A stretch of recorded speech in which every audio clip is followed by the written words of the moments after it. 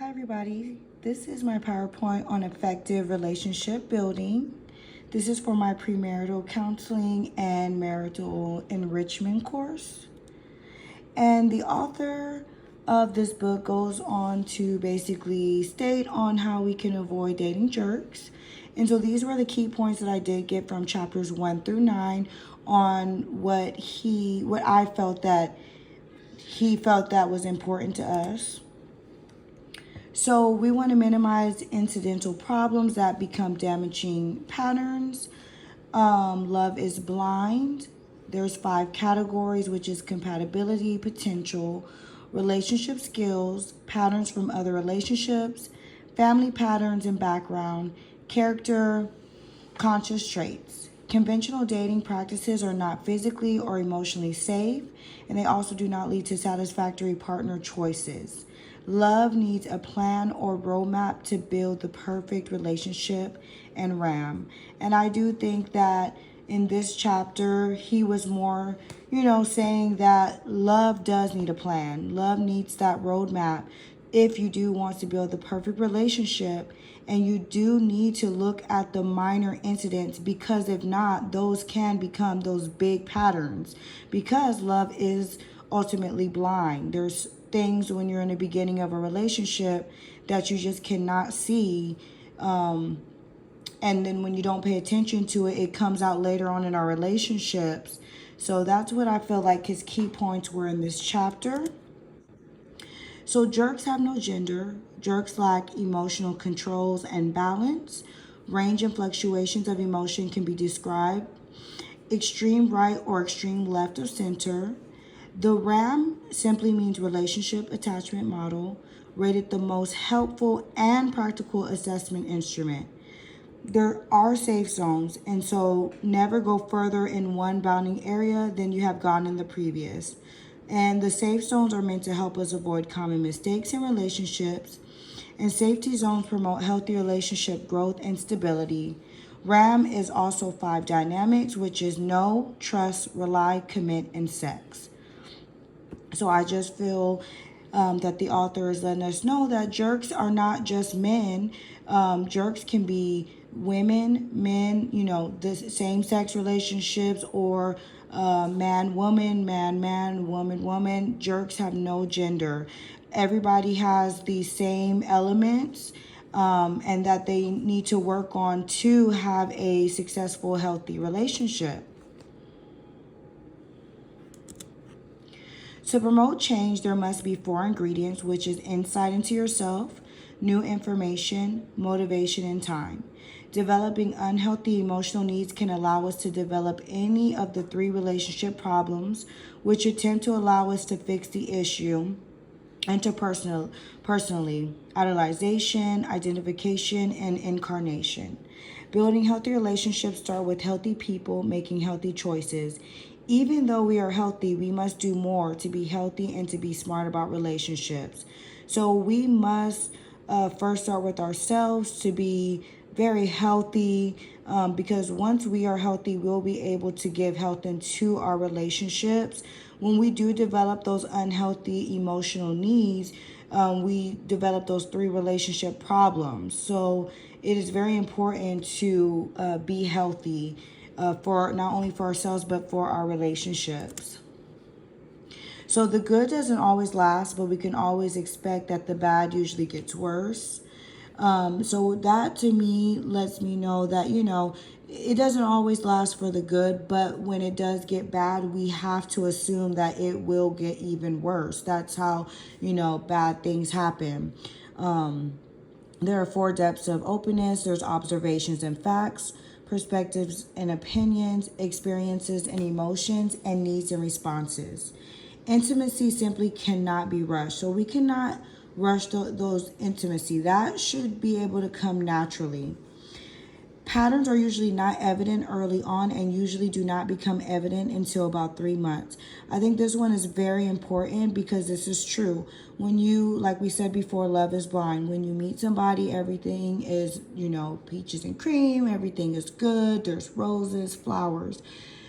You don't truly get to know a person until about 3 months, until you start seeing their attitudes, how they react to guilt, how they react to anger, how they have trust issues. So we must pay attention to how our partner acts in all situations. So it might not even have anything to do with us. It could be with their sister. It could be with their mother. It could be with their best friend. How do they react in those situations? We never want to disclose too much information too soon or too late. And bonds usually begin to form in the early stages when people are getting to know each other. So when finding our soulmate, compatibility is still complicated. So just because we meet the love of our lives does not mean that it's just going to be perfect. It can still be complicated. There are 3 dimensions to compatibility. There's chemistry, complementary, and comparability. When you feel like a better person with your partner, that means you have a true complementary between the two of you. Chemistry is not always a good judge of character. So just because you have that chemistry between each other does not mean that it will be a good relationship. So we have 3 main areas that we should always compare with our partner: our personality characteristics, our values, and the lifestyles. So we need to stay clear of relationships that have incongruence.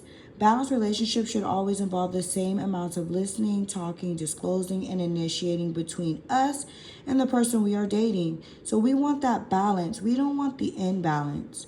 Relationships are extremely important tools of our conscience. So also self-disclosure should be the first area of communication. Having good conflict resolution should involve mutual assertiveness, mutual respect of views, humility, willingness to forgive, and a resiliency to bounce back after the conflict is resolved. So these are all good things to have a healthy relationship. We want it to be balanced. We want to have those relationship skills, and we want to have good conflict resolutions so that way we can have a healthy, positive relationship. So we want to also pay close attention to our partner's friends, or even like their families or cousins. How do they act? How do their friends act? How do their cousins act? Because normally they mirror those qualities that exist in our partners. Relationships usually script into marriages, and we want to make sure that we also investigate the 4 relationship types when deciphering the relationship scripts. So we need to understand the continuity of relationship scripts. History often repeats itself, so we need to pay attention to how our partner behaved in their past relationships. So I know that might seem a little, well, we don't want to go back and see how they treated them. And I understand that. But what we need to do is we do need to know how this person reacts in certain situations. How did they treat, their girlfriend or boyfriend? Why did they break up? Were they a cheater? Was it violence? Was it he didn't respect her, or she didn't respect him, or belittling? So we must look into that. And it is very important to explore the family dynamic of the person you're dating. So that means, how do they treat their mother? How do they treat their sister or their brother? Are they respectful? Are they nice? And we also want to look at how our partner's family structure is, especially with their parents. What was it like growing up for them with their parents? And impulsiveness can be a sign of a weak enforcing system. So we need to look if our partner is impulsive. We never want to become our partner's conscious ever. But we must pay attention to how our partner handles guilt and if they admit to being wrong. Active conscience is very beneficial, but overactive can be neuroticism. Just because something is minor does not mean it will not become a major pattern. So just because our partner cusses at us one time and, they kind of lose their temper, say they lost their wallet, but they go off on you now, don't disregard that just because they did lose a wallet and you would be upset too. We have to look at those minor things to see, what is this a pattern? Does he get upset or does she get upset?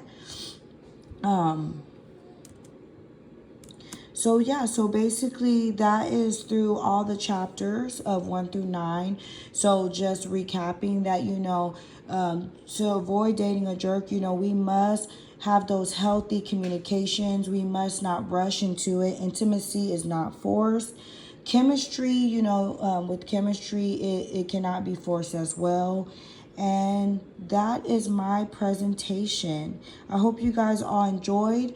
I also do have a PDF linked as well. So if you want to see, read slowly and also see the pictures, you can do that as well. Good luck to everyone on their assignment and have a great night.